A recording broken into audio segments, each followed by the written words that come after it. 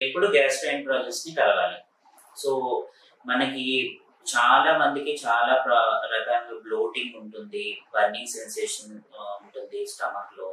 అలాగే abdominal pain ఉంటుంది, కొంతమంది గ్యాస్ రిఫ్లెక్స్ అవుతూ ఉంటుంది, కొంతమందికి ఎక్సెస్ గా గ్యాస్ ఫామ్ అవుతుంది, కొంతమందికి ఫ్లాటిలెన్స్ ఉంటుంది. సో ఇన్ని రకాల ప్రాబ్లమ్స్ ఉంటాయి. బట్ ఎప్పుడు గ్యాస్ట్రోఎంట్రాలజిస్ట్ ని మీట్ అవ్వాలి. సో ఎవరికైనా bloating, burning sensation and abdominal pain, so ఇవన్నీ క్రానికల్ గా అంటే చాలా రోజుల నుంచి, లైక్ ఈ ఓవర్ ద కౌంటర్ మెడిసిన్స్ వాడిన చాలా మంది కాలం వాడతారు.